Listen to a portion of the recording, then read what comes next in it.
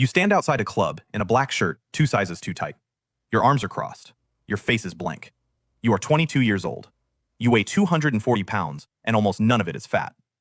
A line of people stretches down the sidewalk, waiting to get inside. You are the first person they see. You are the first person who decides whether their night starts well or ends early. Your job title is bouncer. You call yourself security. Your paycheck calls you an independent contractor. The club owner calls you whenever someone breaks a bottle over another customer's head. You make $18 an hour, plus whatever cash tips people slide into your hand when they want to skip the line. You learn the faces fast. The regulars who tip well get waved through. The trust fund kids who cause problems get told the club is at capacity, even when it isn't. The guys who stare too long at women on the dance floor get watched all night. You develop an instinct for trouble before it happens.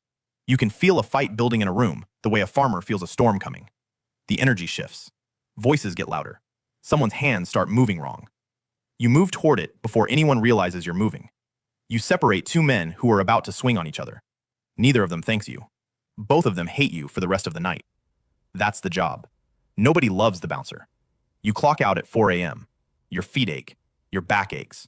A girl threw a drink in your face at 1 a.m. because you wouldn't let her underage friend inside. You went home smelling like vodka and cigarettes. You took a shower in a bathroom that hasn't been renovated since 1987. You slept until noon. You woke up and did it again. This is your life for 3 years. You do not call yourself a bodyguard. You are a bouncer. The difference matters in this industry, but you are learning things. You are learning how to read a room. You are learning how to de-escalate without humiliating. You are learning how to put hands on someone without breaking them. You are learning that violence is a failure of planning. You are learning how to lie with your face. A friendly face lets people through the door. A blank face stops them from arguing. A hard face ends the conversation before it begins. You rotate through all 3 faces in a single shift. You break up a fight between 2 college kids one night over a girl who left an hour earlier. Neither of them remembers her name the next day. You break up a fight between 2 friends the next week over nothing. Pure alcohol and pride. You find a man passed out in the bathroom and carry him to the curb so the paramedics can find him. You find a woman crying on the back steps, and you sit with her for 10 minutes without asking questions. You find a bag of pills under a booth, and you hand it to the manager, who throws it in the dumpster. Nobody calls the police. The police come anyway, sometimes. You learn how to talk to them. You learn what to say and what to leave out. You learn that the truth is a flexible thing when the club's liquor license is on the line. Level 2. The Venue Security Officer. A friend from the club scene tells you about a company that handles security for concerts and corporate events. The pay is better. The hours are more predictable. The clientele is slightly less likely to vomit on your shoes. You apply. They hire you on the spot because you have 3 years of nightclub experience and you don't have a visible criminal record. You show up to your first gig in a black polo shirt with the company logo. You are working a concert at an arena downtown. 15,000 people.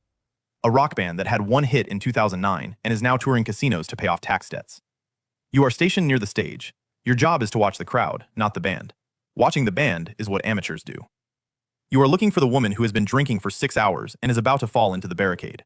You are looking for the guy with the backpack who hasn't moved in 20 minutes and keeps checking his phone. You are looking for the teenager who is going to try to climb the fence and rush the stage. You find all of them. You handle all of them. Nothing becomes a story. That is the mark of a good night.